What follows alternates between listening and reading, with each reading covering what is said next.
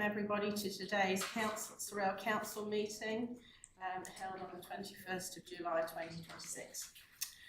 I'd like to advise that an audio-visual recording is being made of this meeting. I also remind everyone present to be respectful and considerate towards others attending the meeting. Language or behaviour that could be perceived as offensive, defamatory or threatening to any person attending the meeting or to those listening to the recording will not be tolerated. I'd like to start the meeting by paying respect to the traditional and original owners of this land, the Mamarimina people. We pay respect to those that have passed before us and to acknowledge today's Tasmanian Aboriginal community who are custodians of this land. So we have everyone in attendance, a full house, no apologies. Excellent. Item 4, declarations of interest. Yes, Councillor Sorell. Just declaring a conflict and a potential pecuniary interest in supplementary item 24.7, and I'll be leaving the room. Okay. Thank you. Thank you very much. Confirmation of the minutes from the previous council meeting. The recommendation that the minutes of the council meeting held on the 16th of June 2026 be confirmed. Can I have a mover, please? Deputy Mayor Larkins and Councillor Nichols. Any comment on those minutes? No. All those in favour of the recommendation? Unanimous. Thank you very much. 5.2, confirmation of the minutes from the special council meeting 23rd of June 2026. Recommendation that the minutes of the special council meeting held on the 23rd of June 2026 be confirmed. Can I have a mover, please? Deputy Mayor Larkins and Councillor Reid second. Any comment on those minutes? No? All those in favour of the recommendation? Thank you very much. We go on to item 6, the Mayor's report. There's a couple of, before I put the recommendation forward, there's a couple of meetings or items there that are not listed. And I've got a feeling there might be another one, but I can't. Anyway. So there's the Community Airport Engagement Group, KAI Group, and the Primrose Working Bee that I attended that are not listed. So could I please have the recommendation that the Mayor's communication report as listed be received? Can I have a mover, please? Deputy Mayor Larkins and Councillor Campbell second. And I will open the floor. Councillor Campbell. Just in relation to your visit to Dodgers Ferry Football Club, what was that in relation to? And also, it was the She Shreds girls skate at the skate park in Dodgers. How was that? She Shreds was fun. I didn't have a go. There was lots of little girls with pink tutus and helmets, and also some really good little skaters, female skaters there. They Fitzy's put on a barbecue for them. There was music, there was support, there was 2 people there giving lessons. Yeah, it was really lovely. Lovely little event. The football club was to let them know that they had the lights for the oval and the nets had been approved in the budget. And also to catch up with them on 1 or 2 other matters. The having an issue with people playing around the goalposts. So there's a bit of a wet hole near the goalpost next to the thing and next to the car park. 1 or 2 other little community issues, and try and sort of engage them greater in the community. So the Dodgers Ferry Football Club have been a really good support when we had a previous barbecue at the skate park, and have offered up the facilities to use there. So, Councillor, yes. This has been asked before, but maybe there's been something else has happened. You're meeting with the Christian schools hierarchy. Is there anything further? I noticed that the CEO was meeting with you and these others. Anything further on that? And the planner, I believe, that's why I've asked. The planner wasn't there because Shane's away at the moment, so he didn't attend. A chat with the Christian schools where they are currently. There's 2 sites, Sorell and Hewen, and they are weighing up, looking at the logistics. They can't develop both at the same time. They're looking at the logistics to figure out which one has the potential to be up and running first, and you know, as we have the growth and extra services coming through in terms of Tas Water and Tas Networks, how they can all sort of link in and benefit with, you know, with them as well. So it's just an up to date, bringing up to date so they can map their future. Could you refresh my memory, the site? The McGuinness's land, which is behind the garage and opposite the bypass, down by the river there, that nice green space. Thank you. Councillor Reynolds. Thank you, Mayor. Just on your additional topic, meeting with the airport, could you give a bit more information in regards to that meeting? And so this was the first meeting with the revised committee where well, not committee but revised engagement group. So some time ago, expressions of interest were put out to everybody to enter the table. To represent as many people as they possibly could, they put out expressions of interest for groups to attend, who were representing, you know, different groups behind them, both those opposing the airport and those supporting the airport and those benefiting from the airport. So, you know, a whole mix. So this was the first formal meeting of the new PRAG group. There was representation there from Hobart City Council and their volunteer groups that work in the city and at the airport, as well as the meet and greet Hobart volunteers. There was the Cold Valley producers there, who obviously benefit both in the tourism via the tourism sector and by getting their produce out from the airport. There were 2 groups representing the airport noise cohort, or 3 groups that were against the current flight paths. There was a good mix of, and there was the Clarence Council were represented there as well. So there was a real mix of quite a few people around the table, but they were representing a lot of people behind them. And it was an update on the modification of the airport.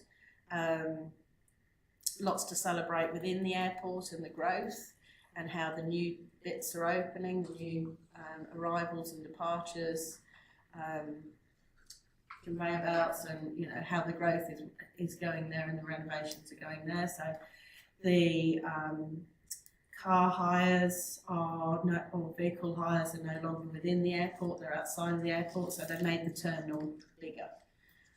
So lots to report there. do you think the new structure has made the meetings more productive, and do you think every group could get their perspective? There's certainly the opportunity for more voices to be, or more people to be represented around the table, a greater opportunity to get a greater number of voices heard, yes. Yeah. Thank you. Oh, it's simultaneous. Councillor Nichols. Thank you, Mayor. Your discussions with Tas Networks, has the relationship changed and is it better? Well, the CEO could answer this better than I can because he has that direct relationship. But as far as I'm concerned, that not transfer of knowledge and the communication is clearer and easier. Right. Yes, and they wanted to know that they were doing better. Don't we all? Thank you. Thank you. Thank you, Matt. Thank you, Matt. Just in regards to the information session for Oz Alerts. I understand that there's been quite a bit of publicity around this, but also some angst from some in the community. And Yeah. I just wondered if you might be able to provide some information that may have come out of that session that may be helpful. There is online information, so it was quite a extensive info session covering lots of areas, but basically there will be a National Test Day.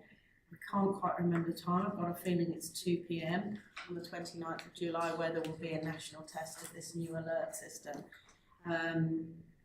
There is concern around those that have a second or private phone, emergency phone, particularly in the domestic violence situation.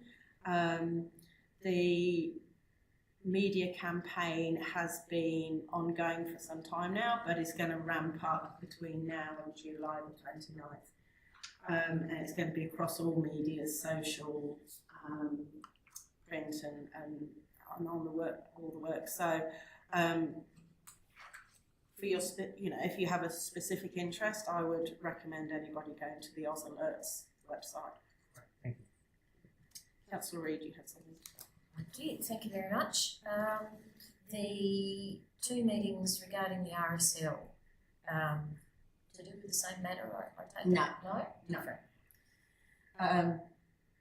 So the Sorell RSL emergency meeting was to elect a new committee, which is into its third week now and is functioning really well, and extending the opening hours of the RSL and the uptake of meals. They've gone from 20-something meals on a Friday night to the last two evenings, to Friday meal nights have been 45 plus. So they're almost, sort of reaching capacity within that RSL clubroom space. Renewed enthusiasm, looking at just expanding the business, expanding the hours, rejuvenating the space, and getting the Sorell RSL space to be sort of a community heart place, a place where you can socialise and you can eat, you can drink if you want to, but generally you're not compelled to drink, eat or gamble. It's just a social safe space. The other RSL meeting that we had today was with the state president, and it was actually really good in that the CEO was there as well, Robert, and we had a really good education session on the structure of RSL and how it's funded and how it worked. State RSL are more of a lobbying type group and an advocacy group for ex-servicemen and women. And it was a chat around that, and also the long-term strategic plan, part of which is investing in housing, rental, relatively short time rental for servicemen and women who need to get back on their feet. So it was his trip to Sorell was really around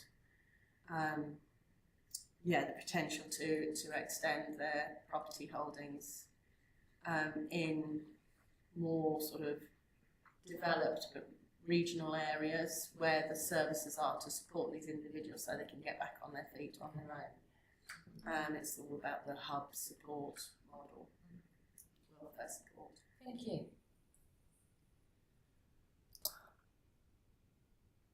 Any further? That's great. The Taswater meeting, how did Yes. it go? Quickly.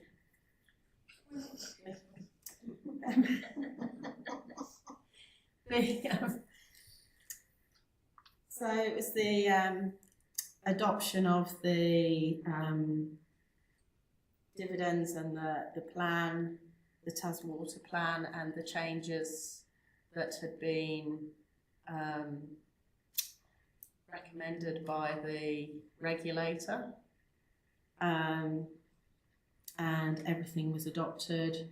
There was no alternative motions put forward from the councillors, from the other councils, Many of the mayors were in Canberra, attending online, and there were only a couple of mayors in the room. I attended online, and it went through quite quickly, as I said.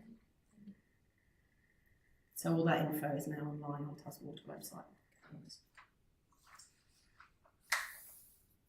Anything further? No?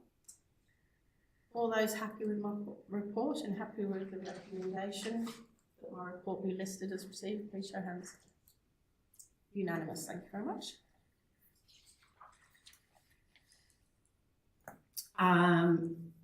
Page 7, supplementary items. There is a supplementary item this week. In the closed meeting, so the recommendation that the council resolve by absolute majority to deal with any supplementary items not appearing on the agenda as reported by the General Manager in accordance with the Local Government Meeting Procedures Regulations 2015, sorry. Can I have a... Oh, it is 2025. Can I have a mover for this? Councillor Reid to move, Deputy Mayor Larkins to second. All those in favour? Unanimous, thank you very much. Item 8, council workshops there are listed. Item 9, councillor questions on notice that are none. Item 10, councillor motions on notice. 10.1, a motion on notice from councillor Mira Casada-LaRue. The motion being that the Sorell Council receives and acknowledges the community survey report titled Negative Impacts of Uncontrolled Dogs in Public Spaces in the Southern Beaches, submitted by Councillor Marisol Mira Casada-LaRue. And 2, reviews the report in detail and considers its implications. 3, when relevant, uses the report's findings in its operational and advocacy efforts in supporting affected residents. Can I have a mover for this motion, please? Councillor Mira Casada-LaRue to move. Somebody to second that, please. Councillor Reid. Councillor Mira, would you like to speak to it? Sure, thank you, Mayor. First, I would like to thank staff for their comments.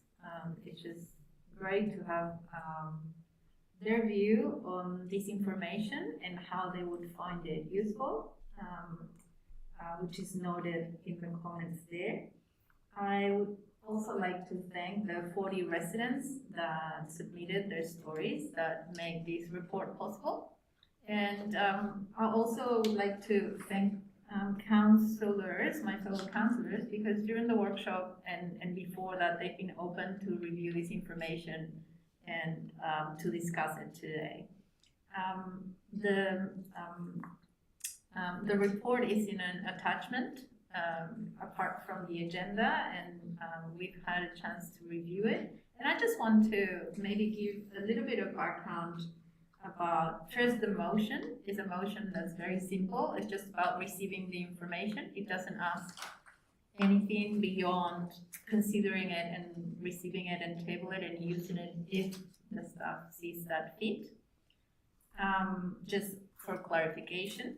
And then about the report, this was, it was, the reason I did this is because through the 4 years that I've been an elected member, I've received many stories, conversations I've had, emails of people that were complaining or telling the stories of how they have been impacted by uncontrolled dogs in public spaces. So I thought this was a good idea to gather these stories and share them to see how we can help and improve these spaces.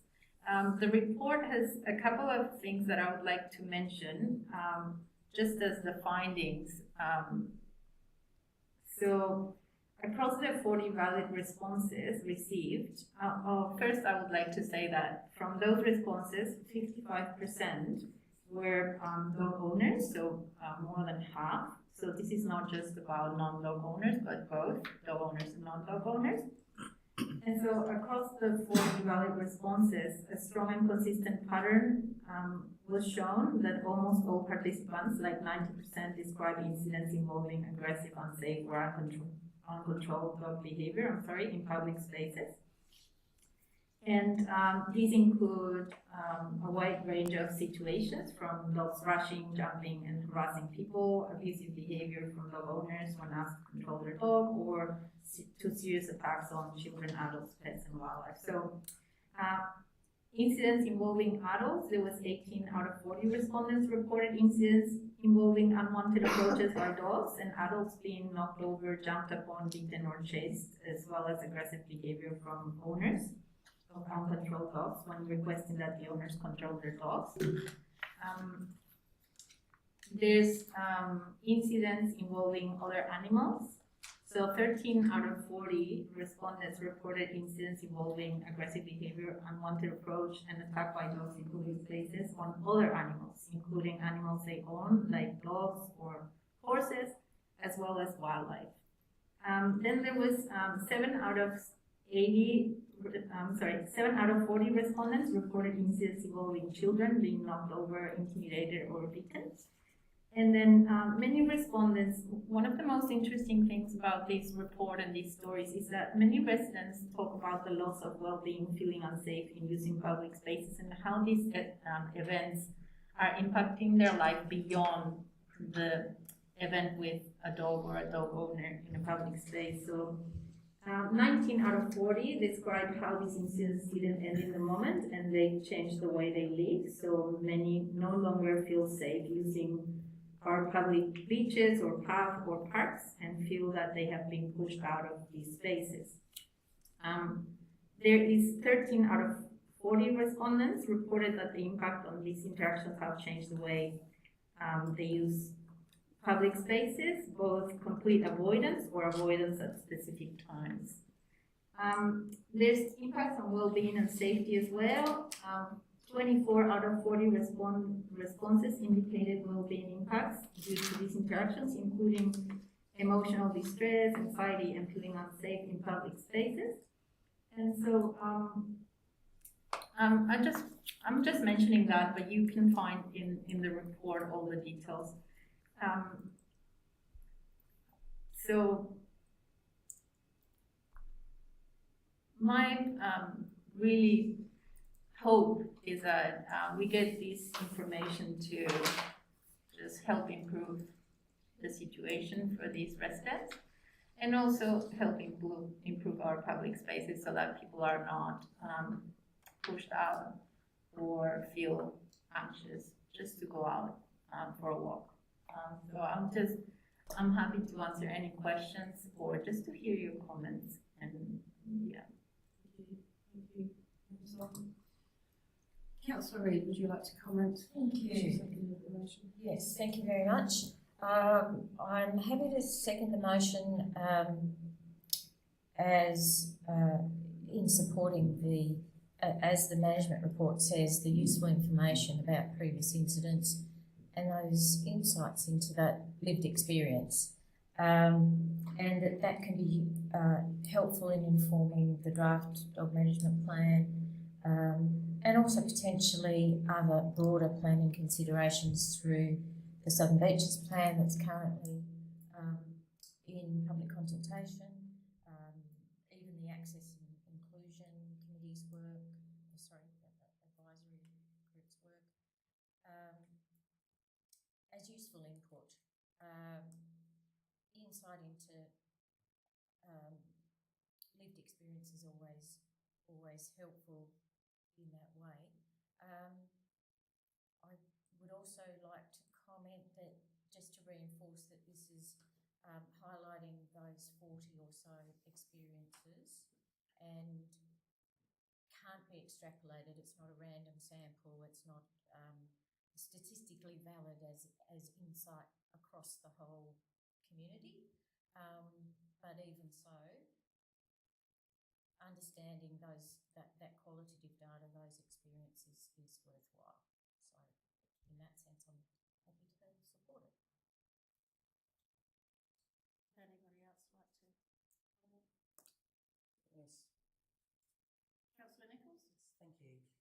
I offer my full support to the response from management and emphasise that many of these incidents have already been reported.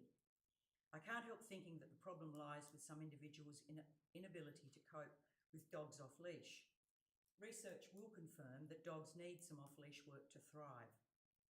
Perhaps it is a project for the dazzling Dazzer to once again put his nose to the perceived problem and produce an interactive response which demonstrates what to do and what not to do around dogs off leash. If the issue is safety, then obviously removing oneself from the immediate vicinity would seem the logical and most practical solution. In an ideal world, there would be give and take on both sides. However, where dogs are concerned, there is always going to be a pack leader, and unfortunately, sometimes that pack leader's response is not aligned with that of a responsible dog owner. What do? Get out while you still can and come back later. Report the incident and follow up. Thank you. Thank you. Councillor Reynolds. Yeah, I just wanted to say well done, Councillor Kusada, on gathering this data and this information. The more information and data we get, the better decisions, informed decisions we can make around our policies. I certainly agree with Councillor Nichols as well, that it comes down to a lot of the dog ownership, not so much the animal itself. So hopefully we can collect more information and data and make the community safer. Would you like to, is there any other questions? Excuse me, could I just make a comment?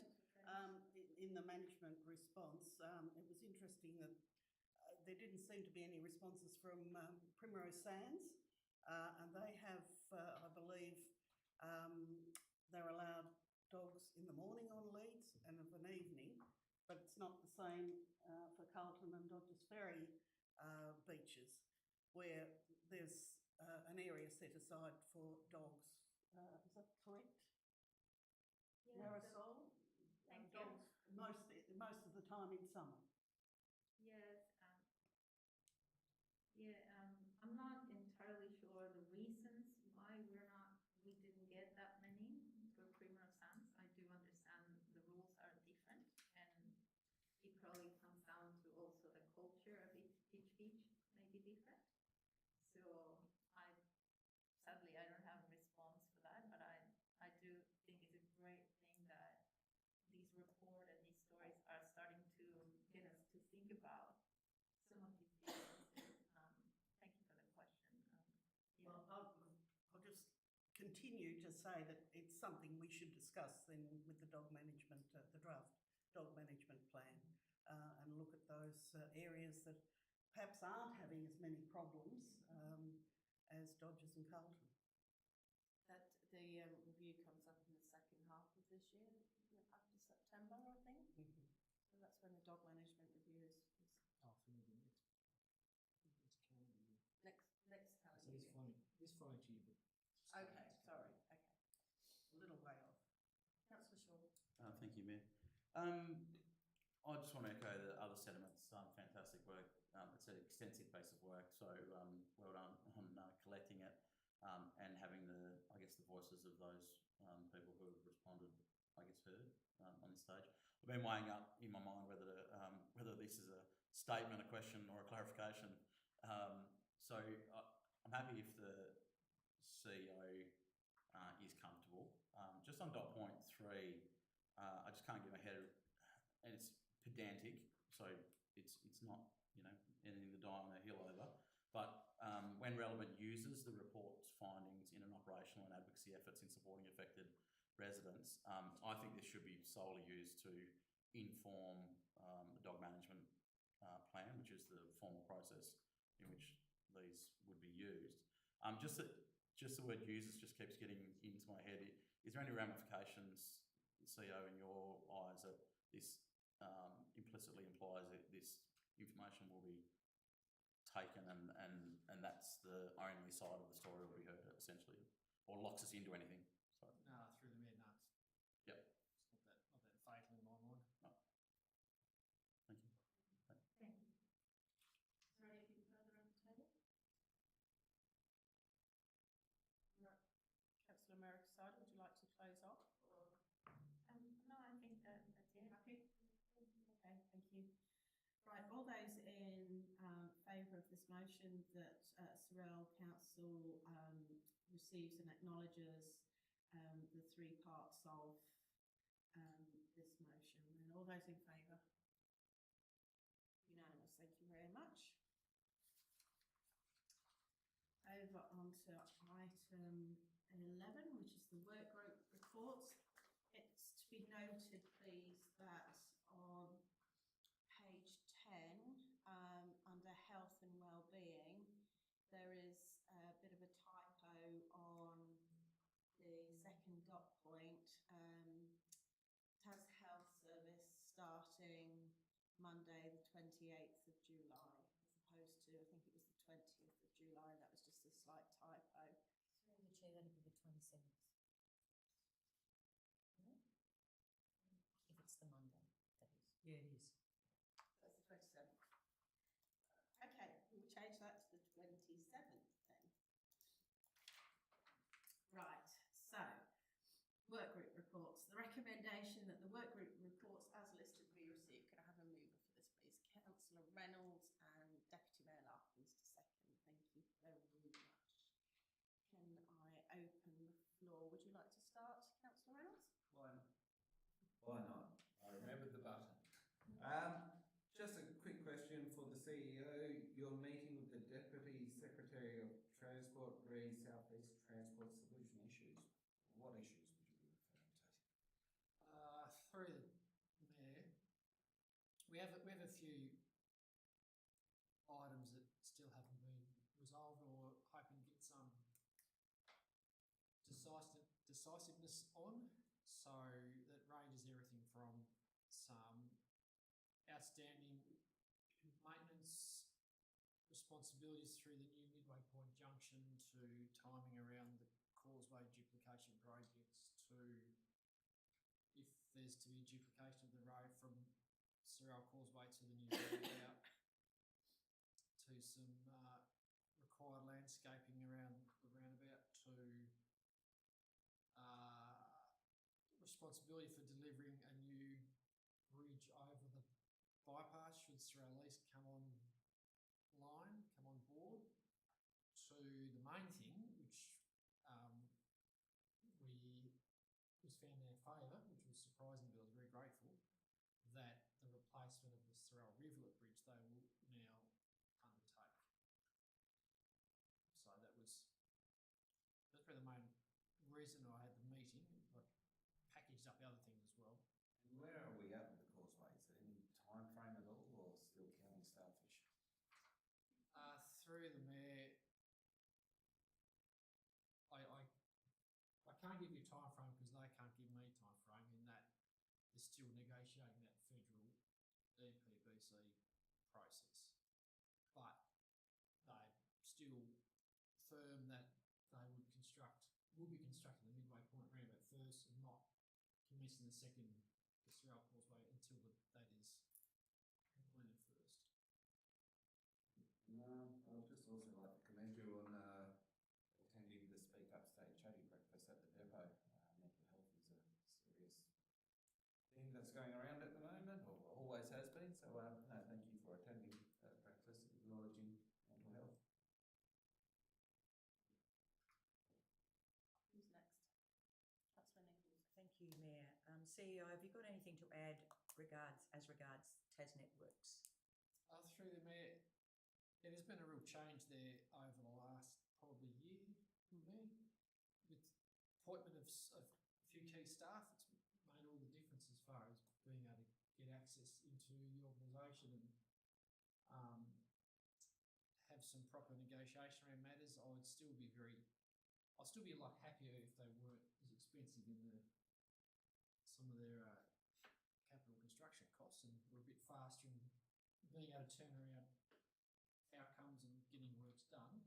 It's a massive change from what it has been. So, and by virtue of the new staff appointed, we've got a really good working relationship now, and they're being as helpful as they can within the restrictions they have as far as the necessary infrastructure for Sorell East. So yeah, it's chalk and cheese. Yeah, yeah, that's good. Thank you. Deputy Mayor Larkins? Thank you, Mayor. Through you, Mayor, to the CEO.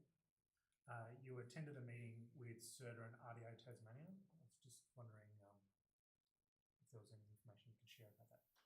Through the Mayor, it's a project CERTA agreed to about a bit over a year ago.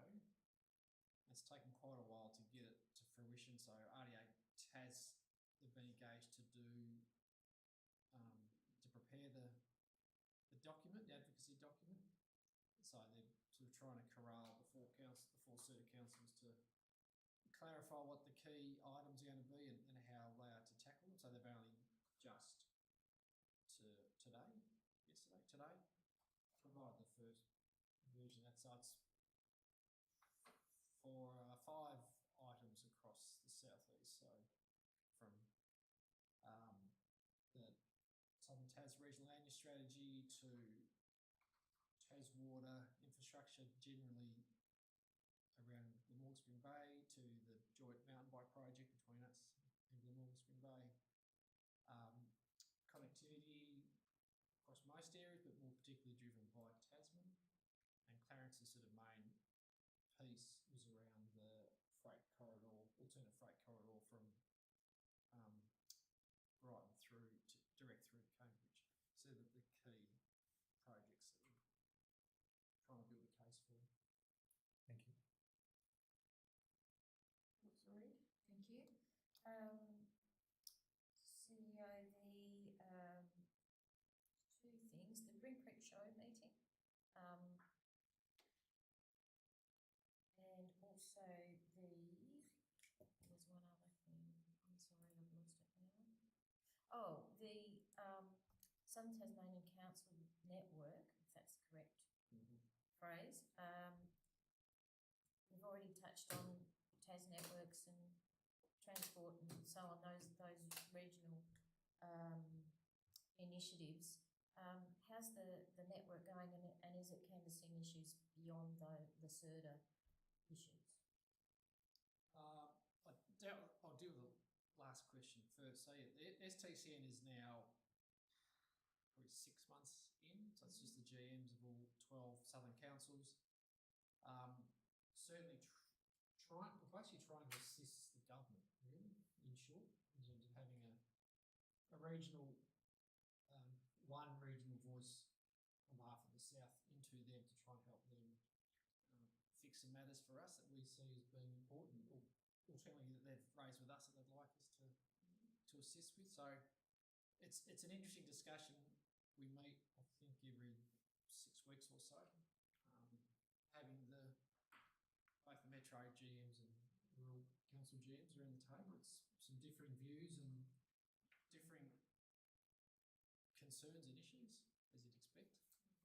But so far, so the Huon CEO's the initial chair, so we're just trying to share it around and all chip in and assist, and RDA TAS are providing a sort of secretariat and some professional support function as well, which has been helpful. And the other question around the Bryn Creek Show, that meeting with Stacey, the Mayor was present as well. It was around, I guess, the findings from the last show and what they'd like us to assist with to sort of sustain and make the show sustainable for more years to come. So it was a useful discussion with Ian, Bridget and Chris Cusick. So it was really quite productive, actually. Thank you. Councillor Trenies? Thank you. Community development question, and I don't know whether, Robert, you can answer this. St George's Square MOU. Did you know I was going to ask that? No, through the Mayor, sorry, Joe was just making a face at me. And a meeting is For the record. is the status quo remaining, or is there something happening there? That's a great question. Thank you, Councillor Transit. If the Mayor's consent, I'll ask Mrs. Cooper to, because you know that. I know a little bit about that. I think it was just to formalise,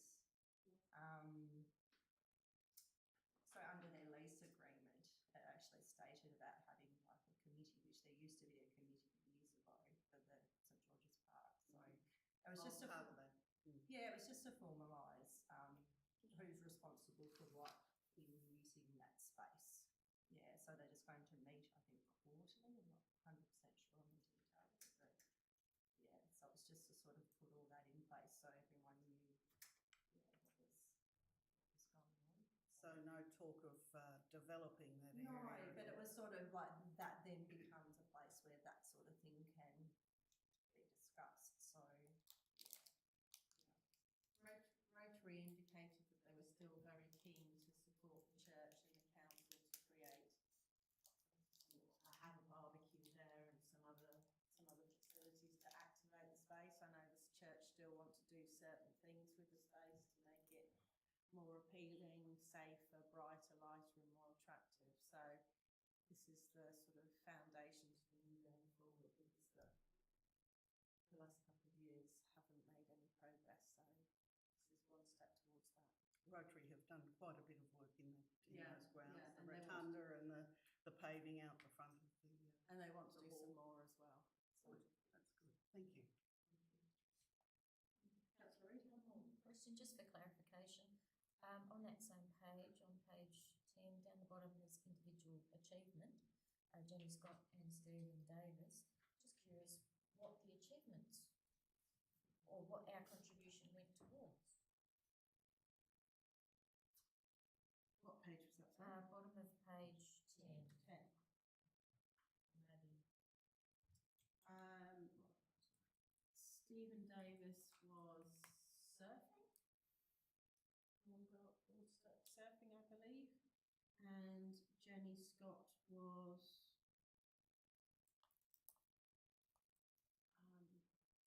Councillor Deputy Mayor Larkins is just going through the grants for you. They should be That answers my other they question. should be listed there. So it They comes have back- been previously. I Yeah. don't know why they're not. So that listed comes there. back to the, they go to the committee? So through you, Mayor, if I may, I did flag this with the community team with Natalie earlier that we just are missing the flag, like what it was for. Yeah. And I'm just trying to try and find it now to assist. So please forgive me, but Natalie indicated that in the future, yeah, it was just a slip up, so it shouldn't be a problem to have. So, Okay, we'll get back to you on the Jenny Scott one. Thank you. Anything further? No? In which case, can we vote on the recommendation that the work group reports as listed be received? All those in favour? Unanimous. Thank you very much.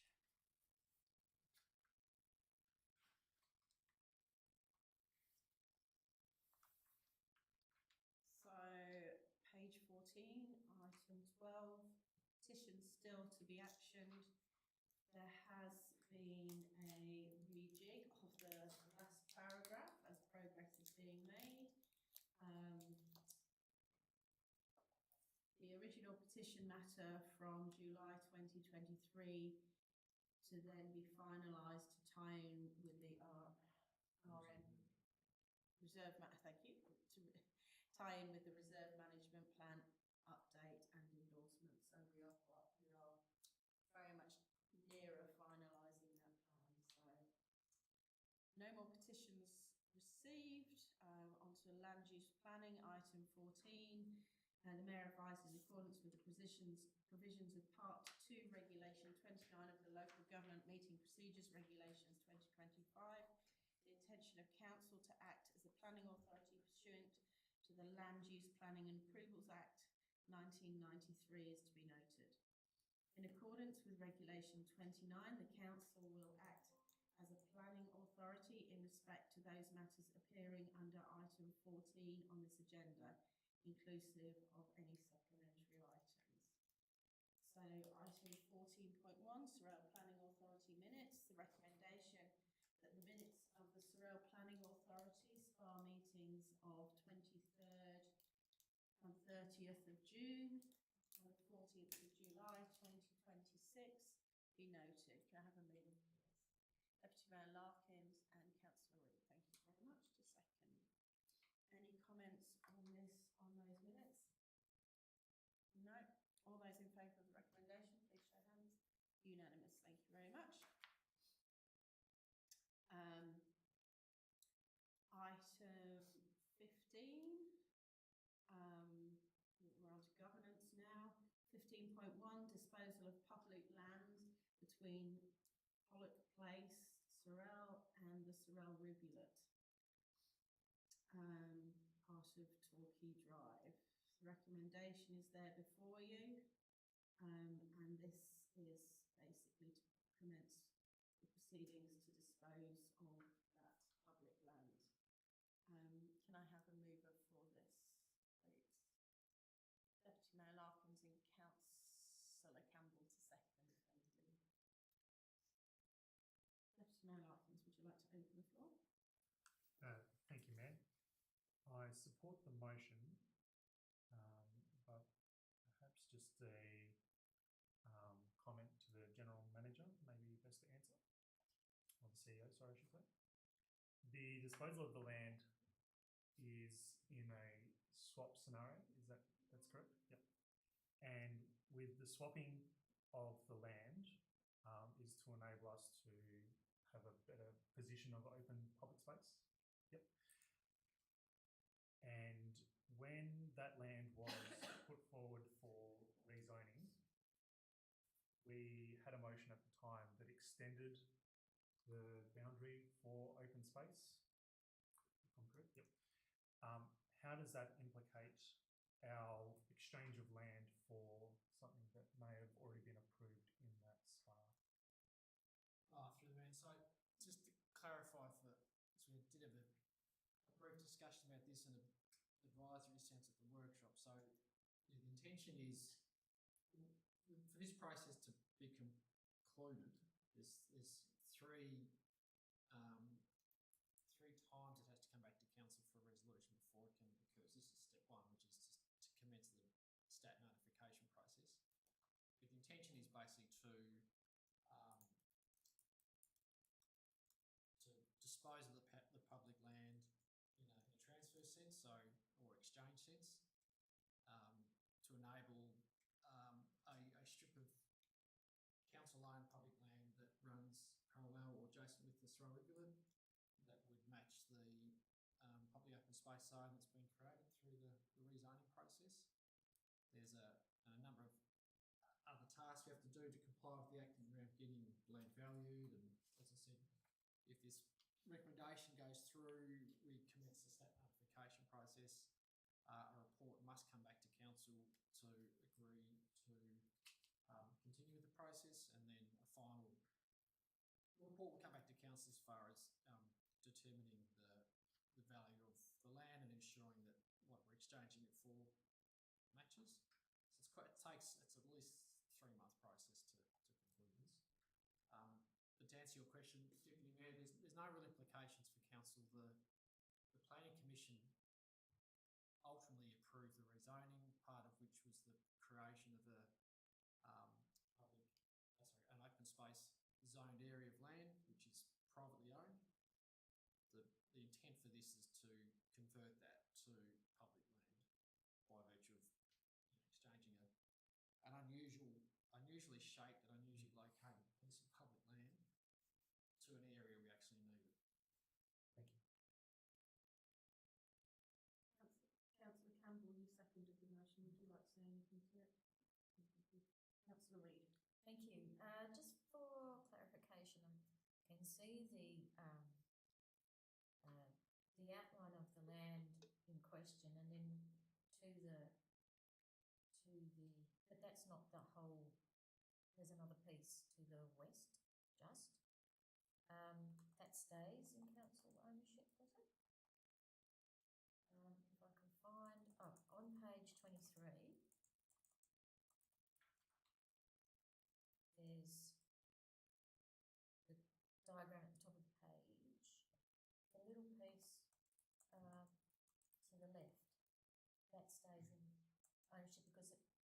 actually may form part of that rivulet Yeah, to access. clarify through the mayor, yes, that's another unusually provided piece of public open space many years ago.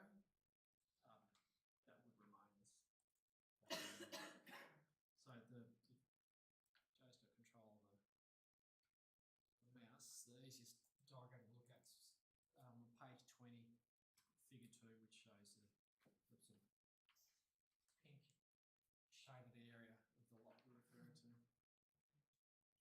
So the intent would be that will become part of the privately owned parcel that's been rezoned, and in exchange we then get a strip along the rivulet that's been council owned.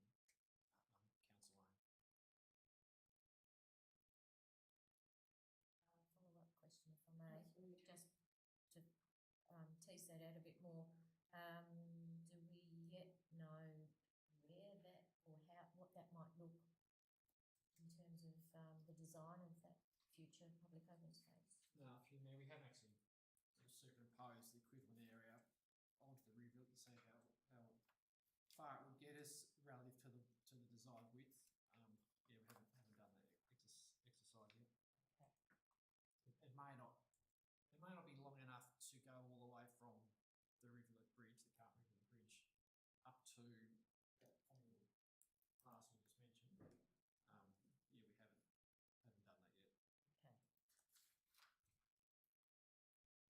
Yeah, we haven't done that yet. Okay.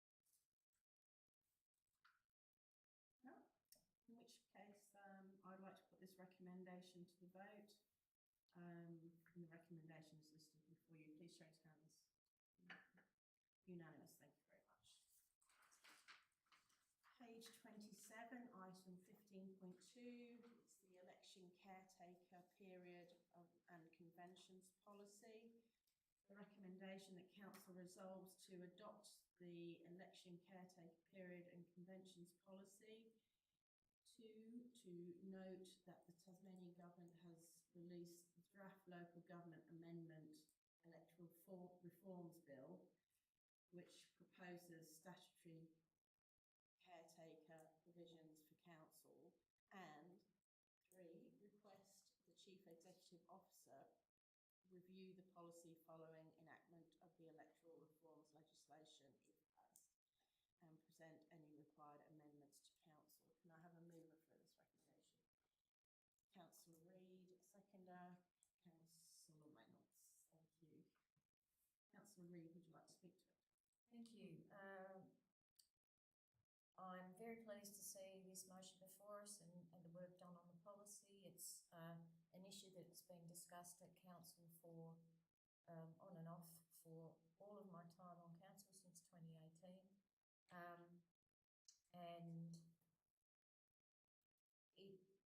And the report speaks for itself. The policy is well put together. It's foreshadowing the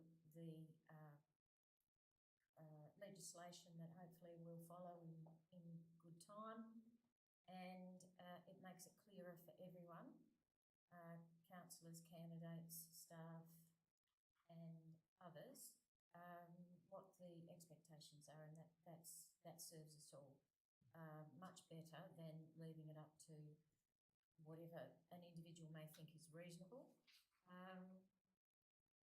So on that basis, I'm very happy to support it and commend it to the meeting. Thank you. Councillor Reynolds, would you like to say anything to this? No, nothing further to say. It's all there. Open to the floor. On the floor? Okay, we'll put it to the vote then. Everybody happy with this recommendation? Please show hands. Unanimous, thank you very much. Item 15.3, page 31, external activities and conflict of interest policies.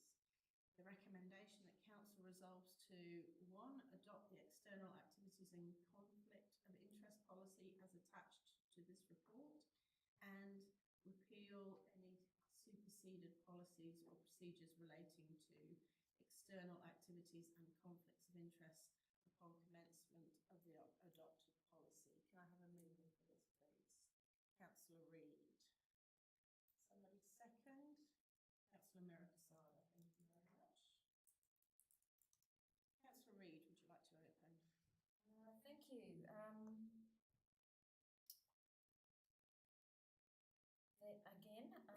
In my time on council, the conflict of interest and various evolutions in how that's rules around it, how it's addressed and managed, has been a common topic across the local government sector.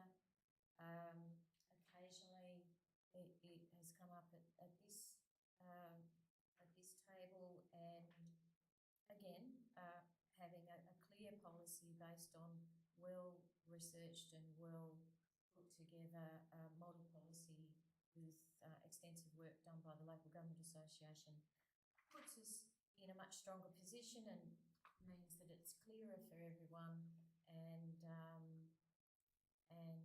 strengthens our governance overall.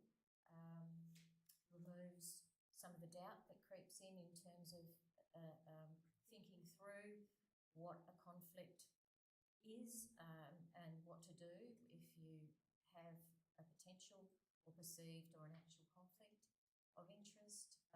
The nature of the different interests is set out. And my only comment would be I look forward to further work, and off the top of my head I can't remember if it's there already, but further explanation of practical examples that will help people understand it even more. And that might be provided by the Local Government Association in their training materials, or it's something that we might look at ourselves. So again, I commend the motion to the meeting. Thank you. Councillor Merrick-Asada, would you like to say something? No? Open the floor to questions or comments on this matter? No? Okay then. All those of this recommendation in front of you to adopt the external activities and conflict of interest policy, please show hands. Unanimous, thank you very much. Item 15.4, Code of Conduct Tenders. The recommendation that Council resolves to adopt the revised Code for Conducts and Contracts, and to authorise the Chief Executive Officer to make minor administrative amendments that do not materially alter the intent of the code. Can I have a mover, please? Deputy Mayor Larkins and Councillor Toronius to second. Deputy Mayor Larkins, have you got anything to say on this? Thank you, Mayor. No, I support the recommendation. Okay, Councillor Toronius, would you like to? I suppose the two words that come to mind are accountability and transparency. Absolutely. Over my time on council, this has been a very contentious, contracts and tenders have often been very contentious. I haven't heard much lately, but I used to. Yeah. Anything further on this recommendation? No? So yes, there was something, but I thought I'd made a note on it, but it's not in front of me. Sorry. No, that's okay. It's fine. Thank you very much. Yes, I support the motion. Okay, right, thank you. So all those in favour of the recommendation before us in 15.4, please show hands. Unanimous, thank you very much. Item 15.5, page 41, governance framework. The council resolved to endorse and adopt the revised governance framework. Can I have a mover, please? Councillor Reid and Councillor Merrick-Asada. Councillor Reid, you open, please. Thank you, Mayor. I'm very pleased to move this motion. Thank the CEO and staff for the work that's gone into it, and for listening to many of my suggestions that have contributed to these changes, and to see see that it's an annual process that we'll keep reviewing just to ensure that it's up to date, or as up to date as possible, as a practical expression of the way councillors do their work here at Sorell Council, and how they're supported by the council staff to do that.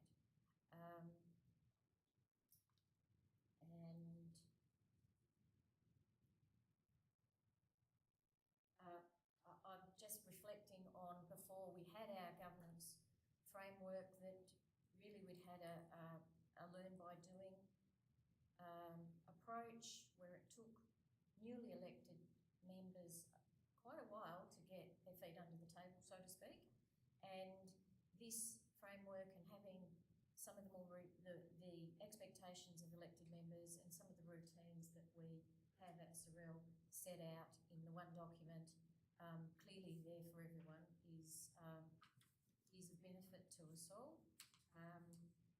It's more accessible, it makes it more equitable, more democratic, and it will help candidates who are considering local government too, as a public document that explains how we do things. So again, I commend the motion to the meeting.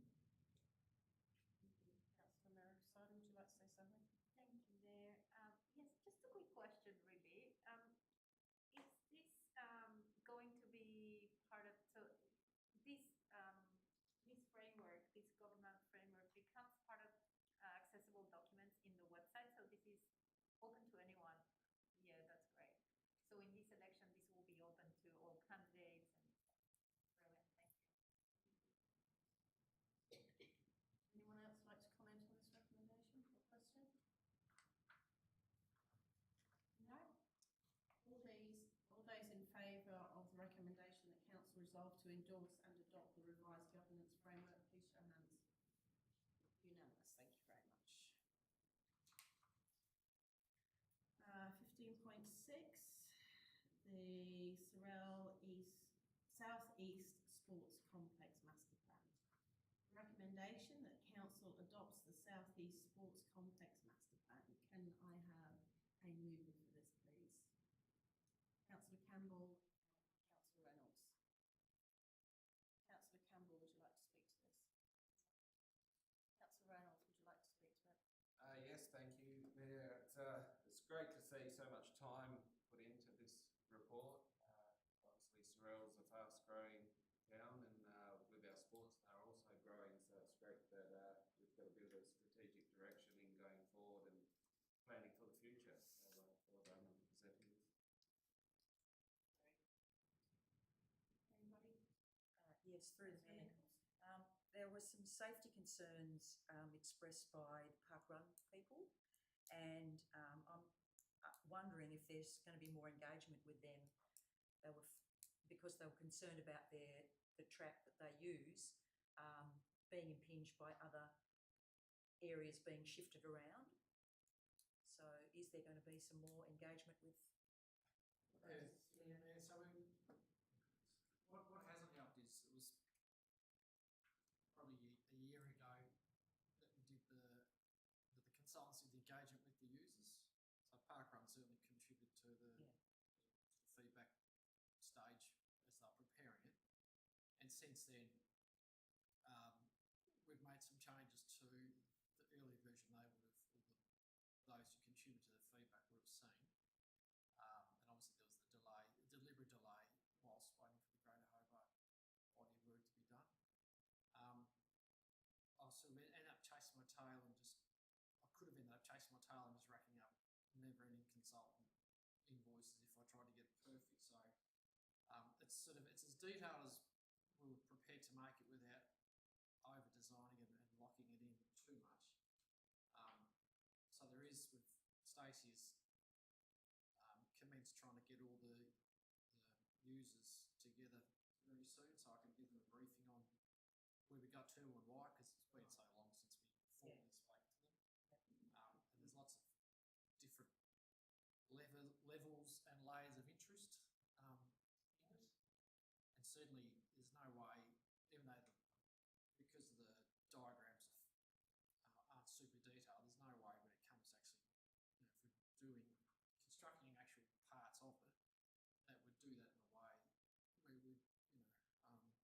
adversely affecting existing users. So, we all know with Park Run that they'll be crossing roads and need a certain way of setting out the course. So we're very mindful of that, and that's been one of the more recent success stories with Pembroke. It's not sort of your traditional organised team sport. It's utilising the whole facility in a way that arguably more members of the community can participate in. So they're successful everywhere. So KFA is a smiley face with them, but it's certainly looking at it and not having the benefit of me trooping you some of the detail. I could say our existing route will be impacted, and there's no way when it comes to actually designing and instructing we'll do that. But we will try. We're trying to get them all together sooner rather than later. So I think with your sanction, I'll let the person that I received the email know that that's going to happen in the future. Yeah, I've also got that. The same. Yeah. Thank you very much. Yeah, thank you. Anything further on this recommendation? Councillor Reid? What's the consultation going forward in the sense of the Pembroke Park Users Group is a long-standing advisory group of council. Is it through this process is it now a bigger group of broader users, or is it mainly focused on the formalised sports, or how does that work in with this plan? Yeah, that's a good question, because the amount of users and type of users increased at Pembroke over the years has been good. And 2 or 3 years ago, when there was a particular project that we were pursuing, the users at the time had sort of formed up an association in anticipation of maybe performing a different role with the facility and taking some of the responsibility that we currently have. So it's a good time to have that discussion again, because we haven't really dealt with it since 2 or 3 years ago when it was first being bandied about. And also, since then, park runs appeared as well, so they're as important as a user as any of them. So we'll work that out, because it's becoming a more time-consuming, in a good way, asset to have, by virtue of more facilities there, more use, more demand. And we have pride in the facility as well, so it's taking on more staff resource and just general cost to keep going, or to keep to a particular standard. Yeah, it's a good time to have a bit of a rethink about the whole thing, really. So we would have done this earlier, other than me wanting to wait for that Crater Hobart work to be done first. And a supplementary, thank you, Mayor. Along those lines, in the work for Greater Hobart, the regional sporting infrastructure, their brief was very much on organised sport, traditional sports, and noting that informal recreation, walking, running and other various things is actually on the increase, while formalised sport overall is decreasing in participation.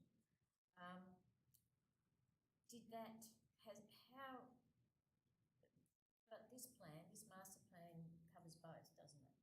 So is in consulting with users, is there also, much like we have with other work that council is doing, where there's comprehensive engagement with the wider community, I'm just wondering, has this plan been made public as such in terms of just for open comment, or is it, or not? Yeah. Good question through the Mayor. I know when the consultants did their engagement, it was certainly to the known users, and they had the community walk and talk invites as well, which I don't think many people participated, or anybody participated, which is a bit of a shame. Yeah. So we did try, but as far as, I'd have to check the records if we actually... It was advertised on the website. Yeah. So yes,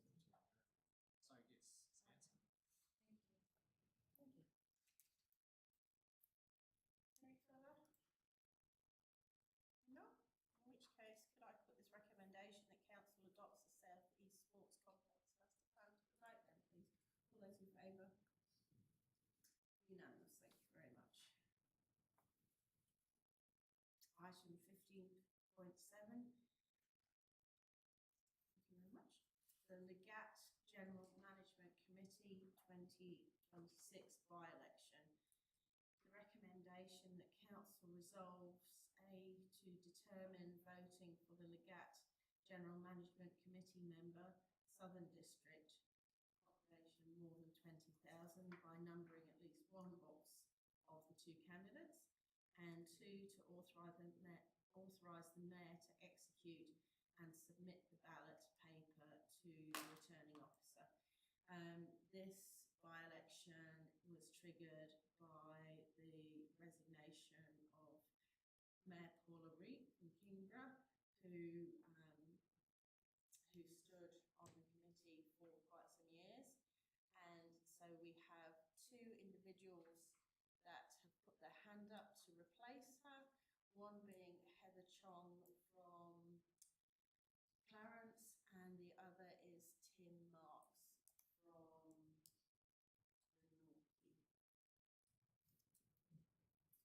So,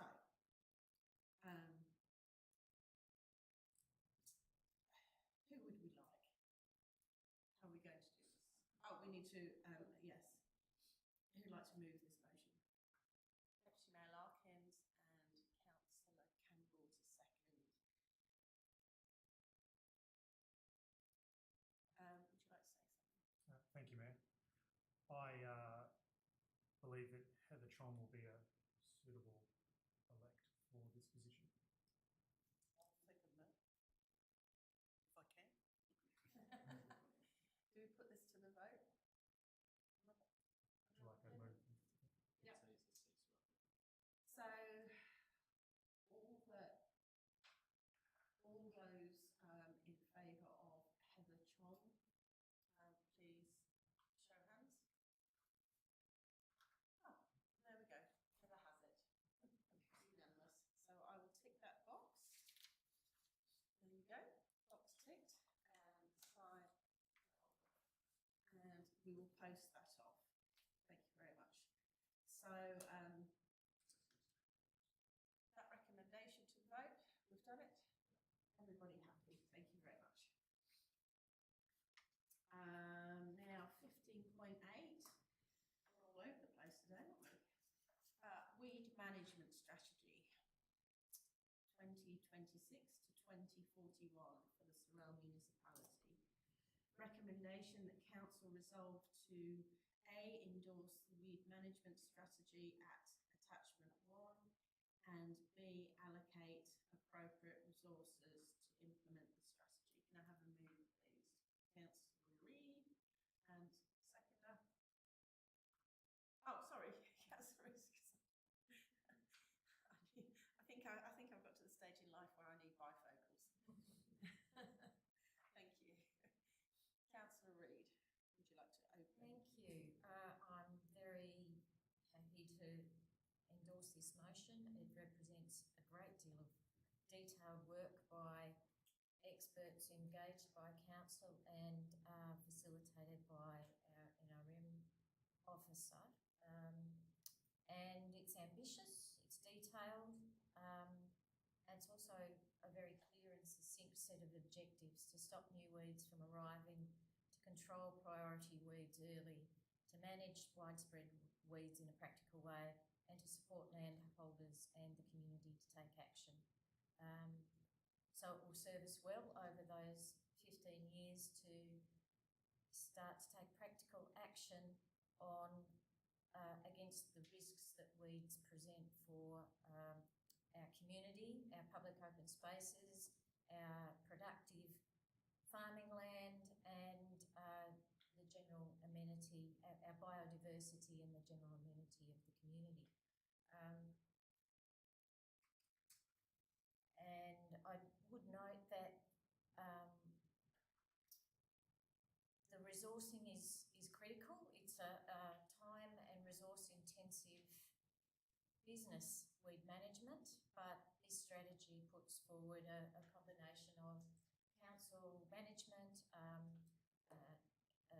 updating council operations, particularly works crews, stormwater etc., to ensure that we do our part to lead by example.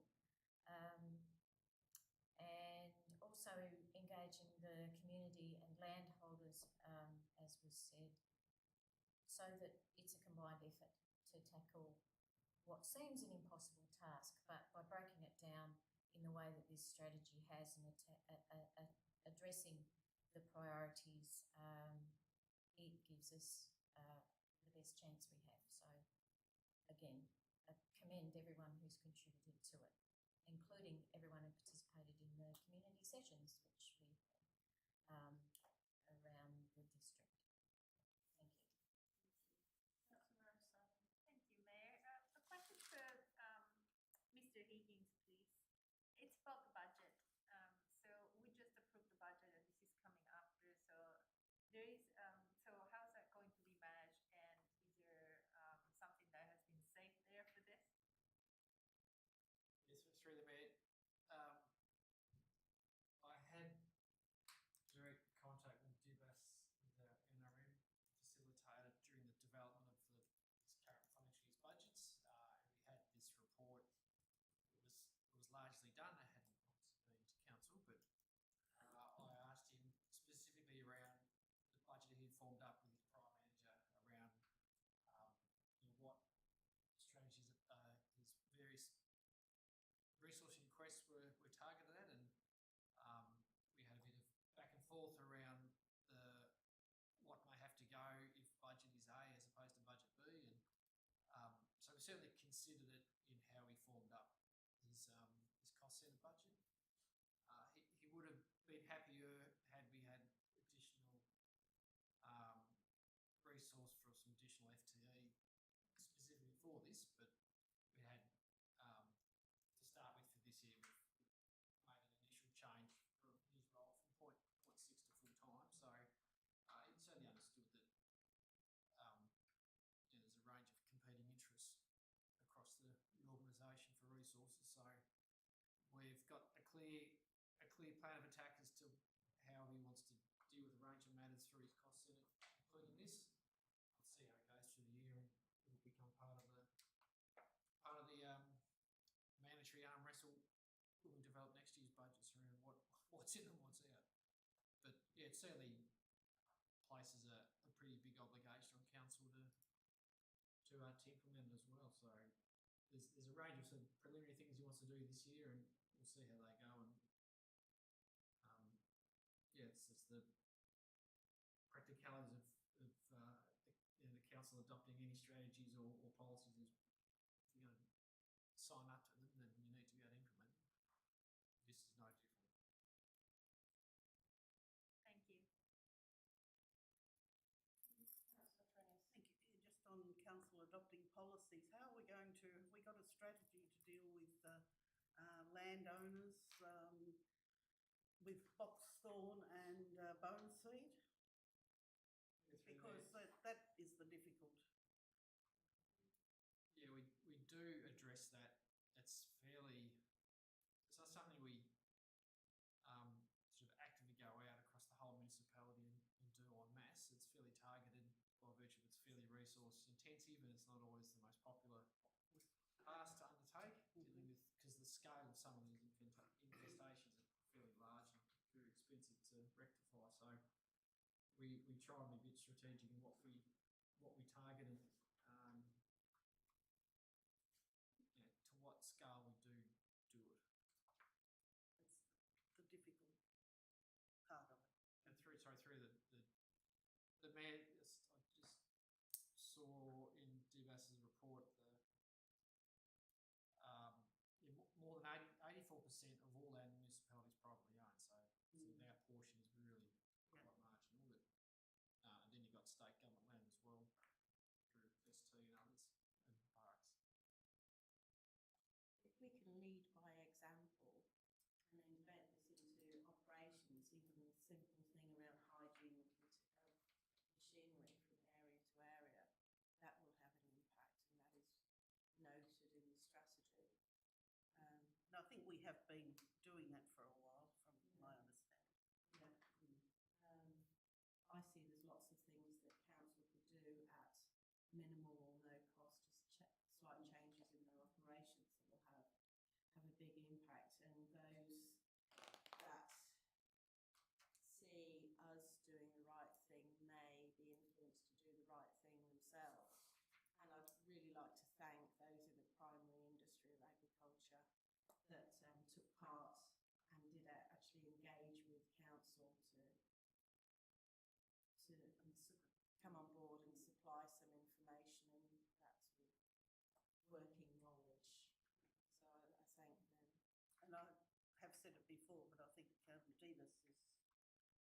doing a great job and Yeah, good value. Yeah, yeah. Certainly building really positive relationships, which is nice. Absolutely. Any further comment on this weed management strategy? No. Sorry, through the Oh, that's really If I might just add, sum up again by commending how comprehensive the strategy is, and in itself, when you delve into the detail in the strategy, there are a host of practical measures that are documented in it. So that in itself will be a very valuable resource for our works crew, our managers and anyone else who's taking a role in this strategy going forward. That's it. Okay, in which case can we put this recommendation to the vote that council resolve to endorse the weed management strategy at attachment 1 and allocate appropriate resources to implement this strategy? All those in favour? Unanimous, thank you very much.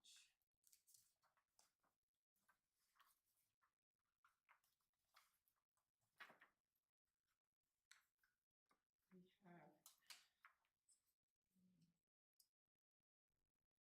now we're on to finance, page 59, item 18, 18.1, executive summary financial report, June 2026 year to date. Can I have a mover for this, please? Councillor Campbell, seconder. Deputy Mayor Larkins, thank you very much. Any comment, Councillor Campbell? Deputy Mayor Larkins? Thank you, Mayor. Nothing to add. Open floor. Councillor Shaw? Thank you, Mayor. Just a question, if I may, to the CEO. And this is, my apologies, my lack of investigative powers or want in this space. So putting this, read it. I've read it. putting this on you right now is my fault. So, just really understanding there's obviously some quite large cash reserves. I'm assuming, I guess the land sales are a little different, but you would have some sort of plan in terms of future infrastructure of where that goes, and it's essentially a slush fund at this stage. But public open space contributions is getting up there quite considerably, and that's obviously due to growth and contributions from developers and those sorts of things. Is that allocated to future or all future? Is that all allocated? Yeah, through the Mayor. So our long-term financial plan has built into it, particularly with new capital projects and upgrade capital projects. Those that should be or relevantly funded through these particular cash reserves, public open space being one in particular, they're identified which ones they are. So over the 10-year time frame that the financial plan deals with, we're well and truly oversubscribed for this current 4 mil cash reserve balance, in which case the way the financial plan works, it just goes back and starts eating the remaining.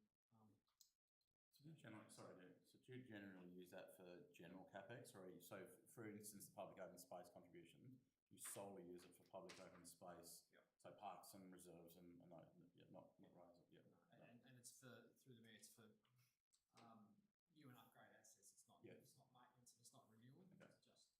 It's just. Good. Thank you. I think I asked that question before from the CEO. Are those funds spread evenly throughout the municipality, or is it Through the Mayor, I've done the allocation, so it's that's through my knowledge of the time I've been here as to where the contributions have come from and why and where they should be, in my mind, appropriately spent spatially and for the type. So no, it's not equally distributed. So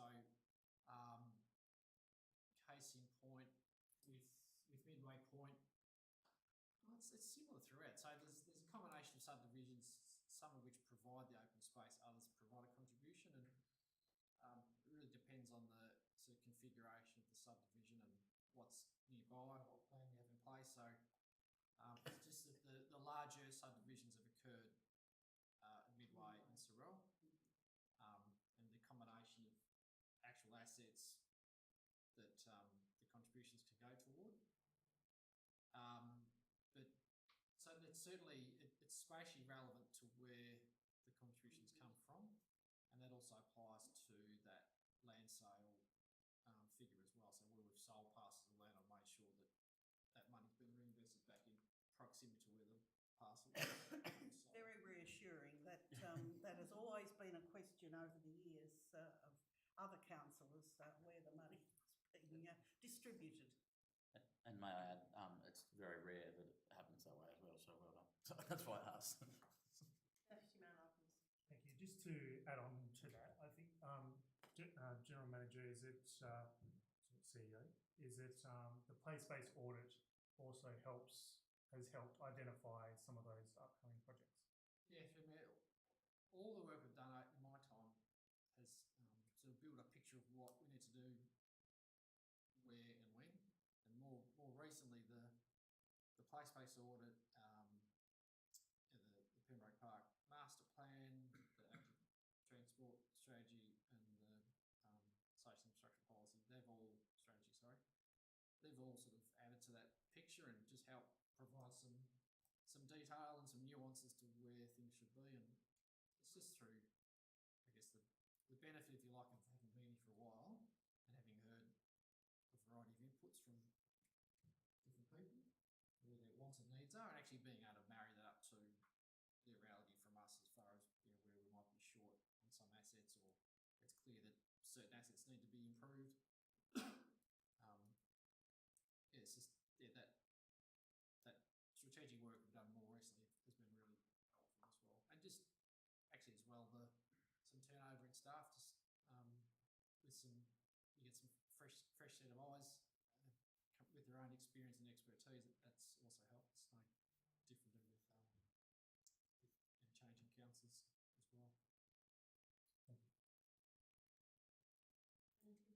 Councillor Reid. One quick question, just on page 61 at the bottom, there's the Isolated Communities Resilience Grant. That's $2,000, but what's that used for? Really, that is a wonderful question, Councillor Reid. I can honestly say I have no idea what that is. I wish it was $2 million. If you give me 2 seconds, I can look it up.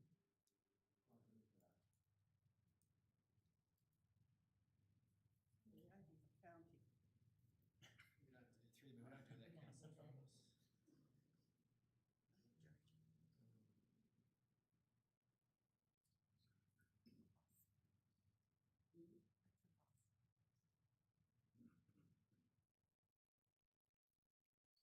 I'm curious myself now what that $2,000 is for.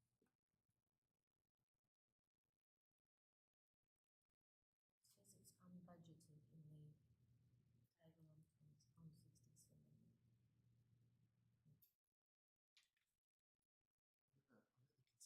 Sorell to be very isolated myself.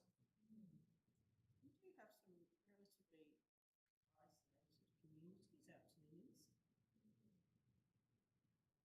Question on those, that'd be fine. Oh, it's firing up. Screen is full of spreadsheets.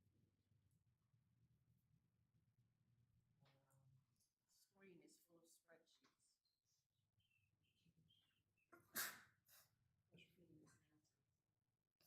You found it. I'm intrigued. I'm sure the tension's equally shared. Oh, through there, it's even better. It's $1,870. What goodness sake is that for? After all that, it doesn't tell me. I take that notice. Thank you. It's through DPAC.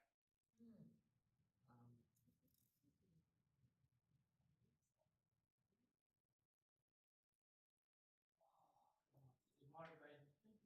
Should come off. Through the mayor, I think recently there was a bit of a through DPAC and SCS around a small amount of funds available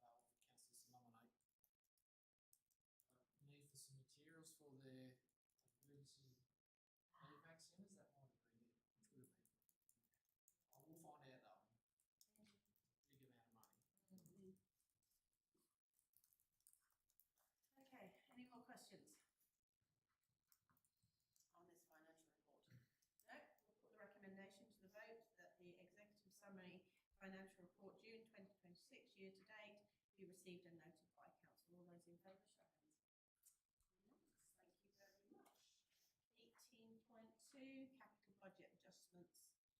Recommendation that council resolve pursuant of section 82 of the Local Government Act 1993 to accept and adopt the below adjustments to the 2026-2027 capital budget estimates. Can I have a movement, please? Councillor Reid and Deputy Mayor Lark, please.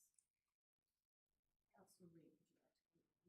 Thank you. I think the report has plenty of detail and it's self-explanatory.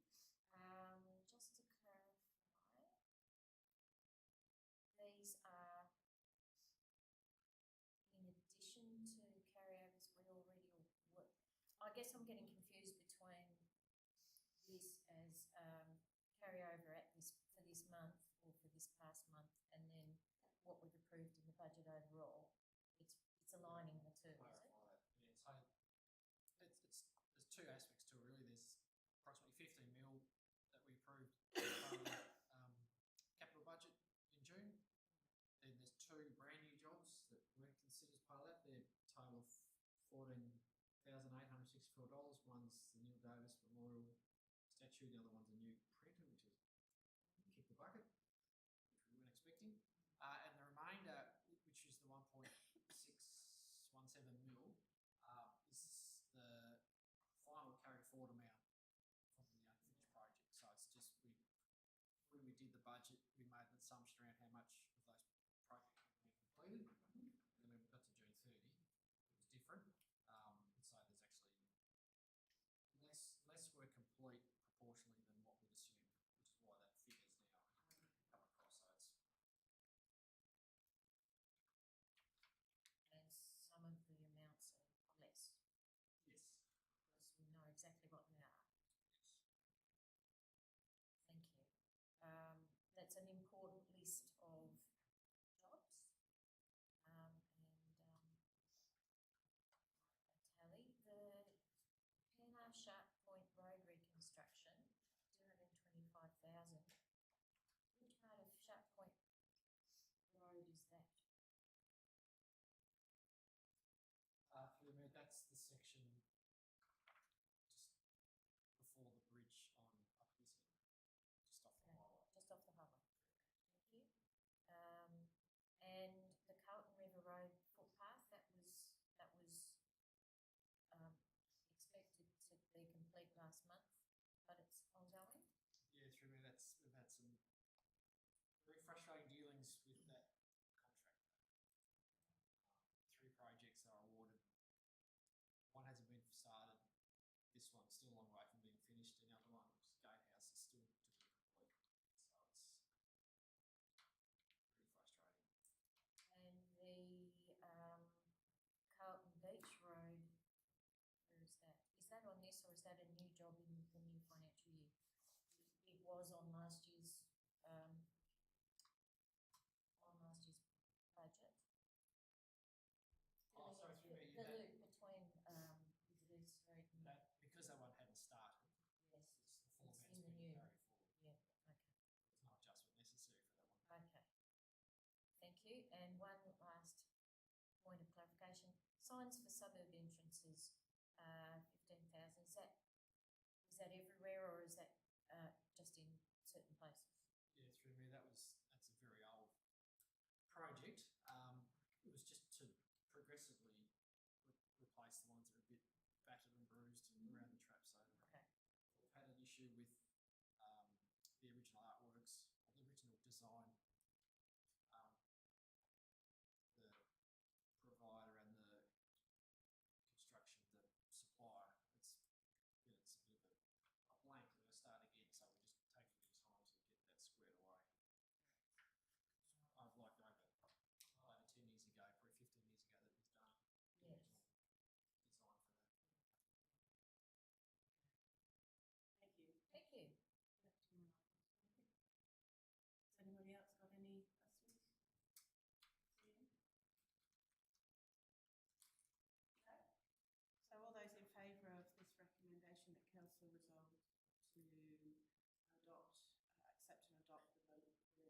listed capital budget estimates. Unanimous, thank you.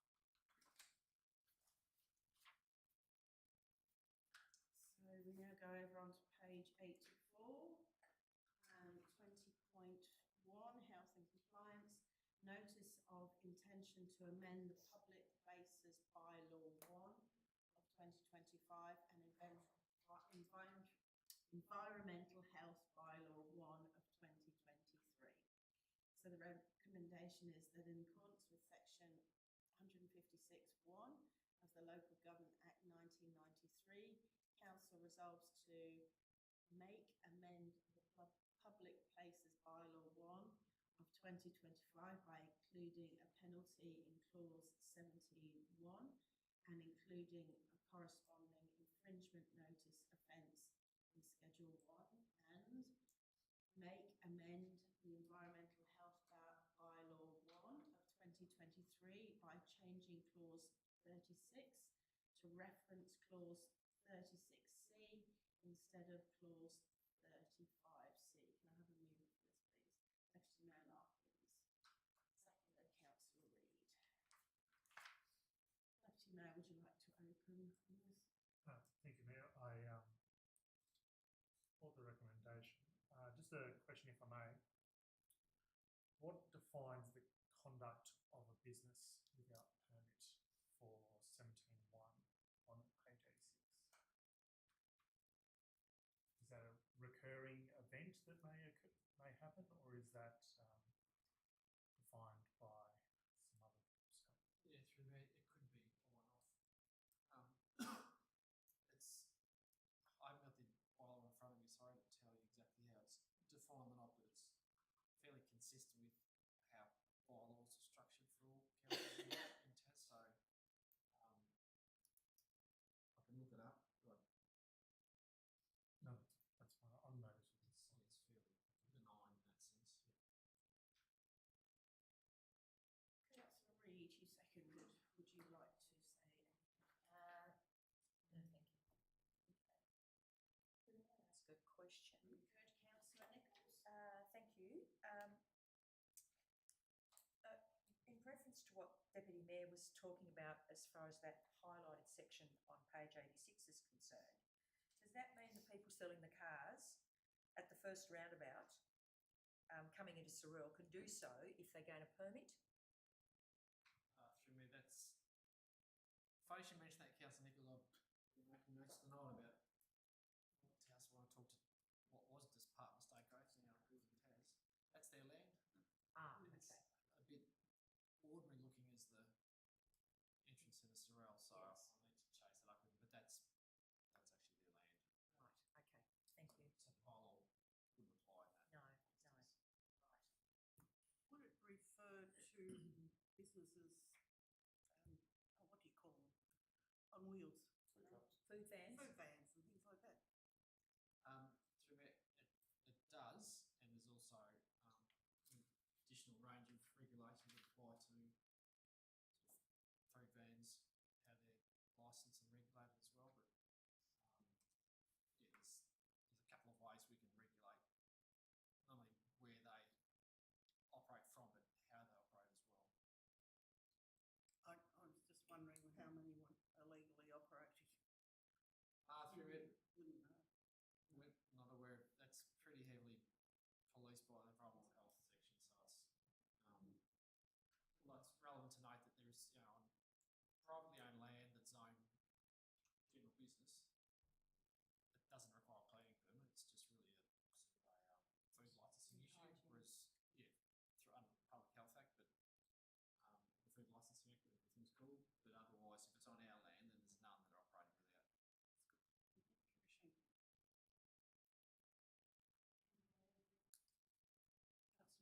Thank you, Mayor. More for curiosity, is this just merely a procedural sort of update? It hasn't been spiked by anything in general. So I think it's.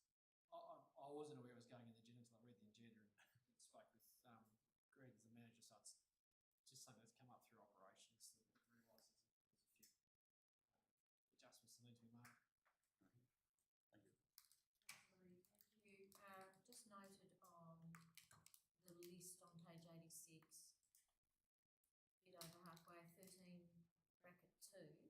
says failure to comply with.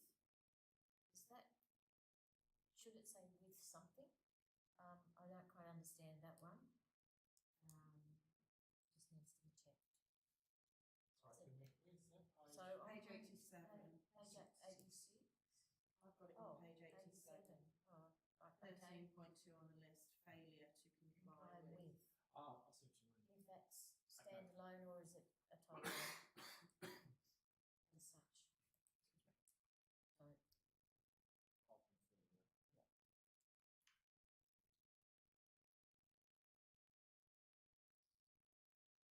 Anything further? No? All those in favour of the recommendation 20.1 before you? All those in favour? Show hands. Unanimous.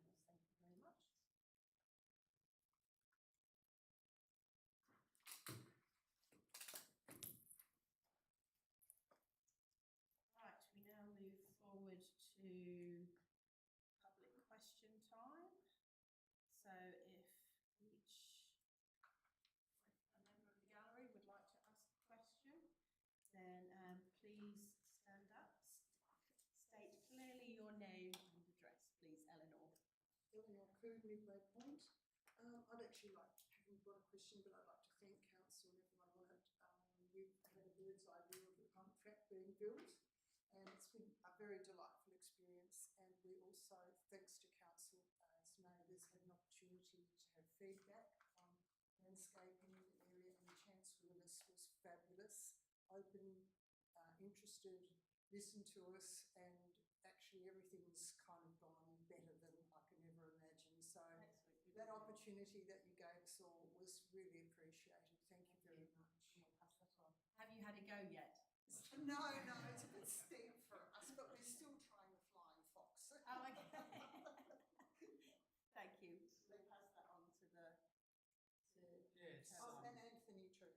And Anthony too. Yeah, thank you. Here we go. Okay, fine. Sharon. Sharon Fotheringham from Fawcett. I need to make some statements first. It's in regard to aviation matters in the area. I don't know if a lot of the councillors have been made aware that on the 23rd of June, Air Services Australia informed the community that after 8 years of consultation, the flight paths were remaining where they are now. And the reasons they gave were all reasons that the community did not vote on. There were different reasons. 73% of the community voted that the flight path be moved 3 kilometres to the east. There is a lot of anger and disappointment out there in the community. And I'm hoping, I believe Mr. Higgins might have received a very detailed report from Dr. Turnhoist yesterday, did you? Yes, I did. I have got that up. He's asked that that be formally tabled before the council. And as a group, we're asking that you perhaps put in a letter backing us up that the recommendation for decision not to move the flight path be reverted and that the original recommendation be accepted and the flight path be moved. That's one request. The next thing is the CAGS meeting at the airport. First off, an apology from Mrs. Kathy Manusi. She's sick and couldn't be here today. Otherwise, she would probably address these issues too. Kathy and I have both been members of the CAG meeting. I've been a member for 8 years and I've missed one meeting in that time. Kathy's been a member for 4 years. The definition of CAGS is Community Aviation Consultation Group, for those that are not aware of it. And they held a meeting on the 9th of July. This was their first meeting, as the Mayor stated, with a new set of rules. Those rules are very different to what the Commonwealth Government has set out as guidelines for airport guidelines for CAGS meetings. As stated, Kathy and I have been members for a long period of time. They have now brought in that only 1 member per group can attend and the others got to keep their mouth shut.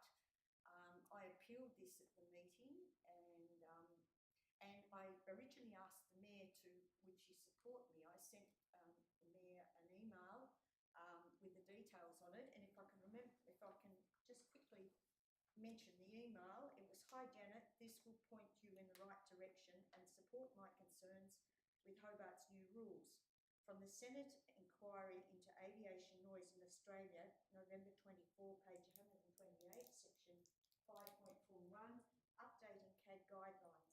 Aviation White Paper, Initiative 38, outlines the government's intention to update CAG guidelines by June 2025, and to quote, to set out ministerial expectations for greater community input into the CAG work programs, greater community involvement in CAG meetings, and more widespread dissemination of CAG information to community members.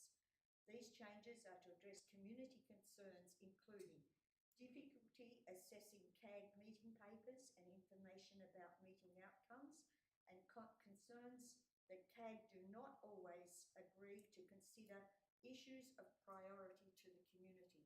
And this is the direction that the Hobart Airport has gone into in curtailing membership. I asked the Mayor would she support me in this issue, and this is what I read to the Council, and I would submit this document to the thing. With your permission, Madam Chair, I believe the Sorell Mayor, Janet Gatehouse, should be permitted to address the situation, and I then again request you make the decision to reverse the limiting status on Cathy and I and permit both of us to represent fully our communities. We've been advocating for 7,000 plus members, and I read where you had community expectations. I believe the expectations of the community, because the flight paths having such a negative impact, and now air services are not moving it on the community, that community expect more from the councillors in regard to assisting us to get a fair outcome. I do have questions. One of the questions is, and the relevance is, could you possibly tell me as council how many permanent residents are in Conley's Marsh in preference to shack owners?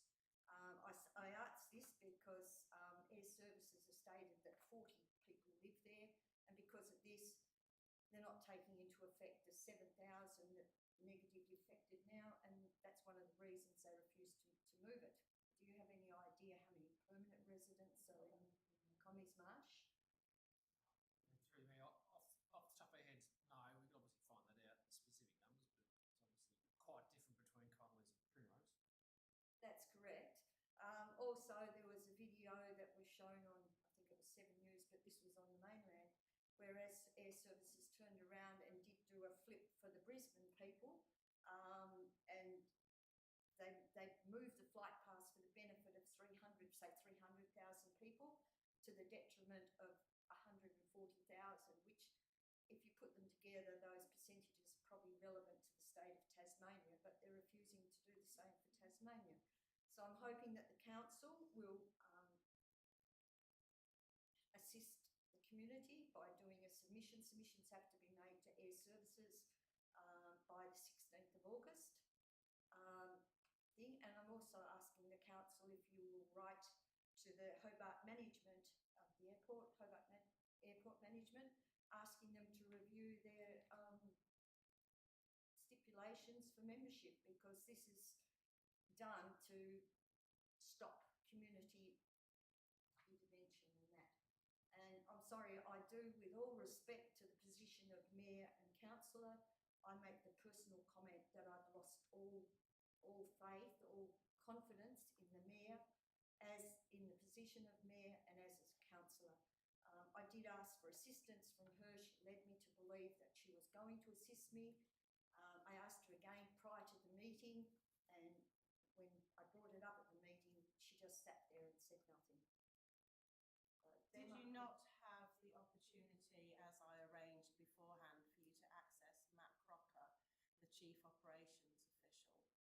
After the meeting, he came to you and said, "We will talk." That's correct, he did do that. But did I or did I not speak to him beforehand to arrange that interaction between the two of you and present the opportunity? No. I can honestly say you didn't tell me that before the meeting. No, I didn't tell you, but I had a conversation with Matt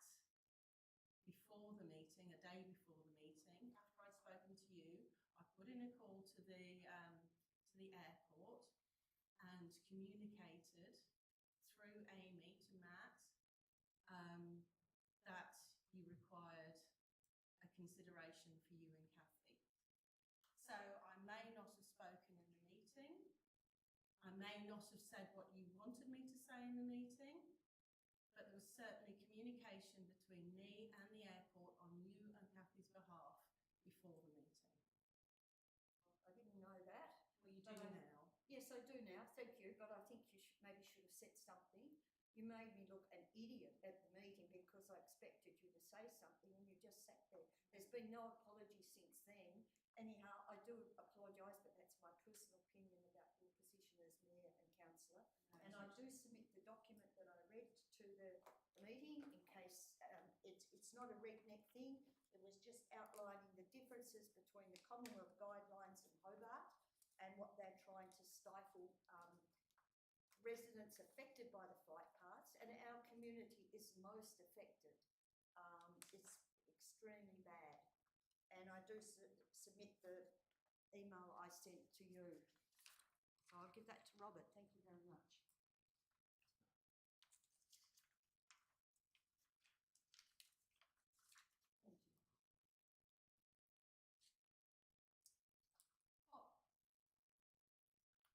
Firstly, CEO, I'm Bob Brakey, Dunelling, sorry. You said you were going to find out the total cost of the upgrade of Franklin Street in Dunelling? My apologies, Bob. I failed to do that. I need to do that because you asked me to do that. I will do that. I don't have the figure right in front of me, but I'll get it to you first thing in the morning. My apologies for that, Bob. And I've also got an email from Rebecca Whitehead that advises me that the Minister for Infrastructure and Transport, Kerry Vincent, has advised me that the Arthur Highway Corridor Strategy from April 2025 identifies an extension of the pathway in Dunalley north towards Boomer Bay as an improvement opportunity for the corridor. The Minister's advice is that the Tasmanian Government intends to develop this pathway as part of an initial set of corridor improvements associated with the Australian and Tasmanian Government's $250 million commitment to upgrade the Arthur Highway. The pathway extension is expected to be delivered alongside broader works in the Dunalley area, including proposed overtaking lanes north and south of the town to improve traffic flow. I understand the department will work with Sorell Council on pathway extension, including the preferred endpoint and surface type to align with Council's transport planning. The department has also indicated it will undertake public consultation later this year. I would encourage you to keep an eye out for when those details are released so you can make submission or share feedback. That was sent on the 1st of May to me. I'm sure Council is probably aware of these things with the Department of Infrastructure. We've been asking for some time where that 250 million is going, so... If this comes up where they're going to ask for submissions, will Council support the people of Dunalley and ask for the pathway to go to the Bay Road at Boomer Bay and a concrete surface for the multi-purpose pathway to DDA approval standards? Well, I'm surprised you got that, Bob, because I've been in sort of constant communication with some DSG people over a period of time. I haven't spoken with the project team who are doing the submission to the federal government for those funds, where they're going to nominate the projects that they want the funds to pay for. So it's been, it was before Christmas when I last spoke with them, and the people I've been dealing with just last week advised me that I will be meeting with that team again next week to clarify. Give you this copy? Yeah, that'd be helpful actually, because that's news to me. Rebecca's been working with me for quite a while. I'm asking the Minister for Do you want to take a copy? No, I've got copies at home. So Yeah, so she's been working on it with me, asking for the questions about the government active transport money that's involved in the upgrade of the highway. And up until then, we haven't received much of an answer from Kerry Vincent. Maybe you need to be our conduit to the forward plan. I'll keep yelling at everyone, as you know, to try and get this through. But we've got people with mobility aids that live along that corridor, and you cannot comfortably use those mobility aids and walking frames and walking sticks on gravel footpaths, and ladies pushing prams, you know. I'm also working through Brian Mitchell with it as well, and he's come on board with it as well. So, do you have that framed at home? No, I've just ran off a heap of copies. You need to I'll frame put it in it. the file and give everyone that I've given a file to a copy of it. No, frame it, put it in the pool room. Yeah, thank you. Thank you. But I do ask you for your Yes. council support.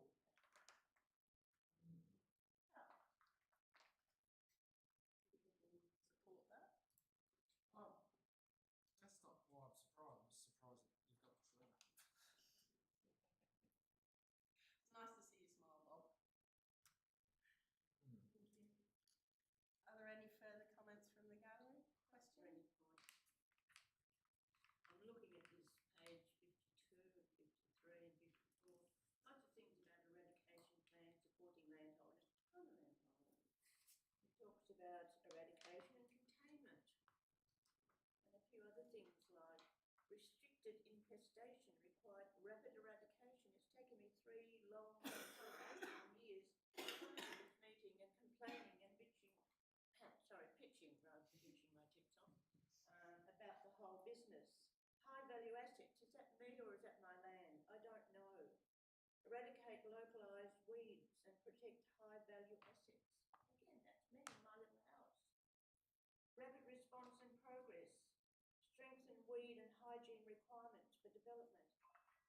Is there any point in saying anything, or should I just sort of bugger off and not do anything? We have noted your comments. I know. I'd like to come along and you'd probably miss me if I didn't come. Absolutely. Yeah. I did toy with the idea of not coming tonight. Avalon's putting a roast on for me. Oh, well. She put it on at 7:30, so I mightn't go. You can't, it'd be nice. I'm not going to get anywhere, am I? We've come to the end of unless there's any more questions from the public. No.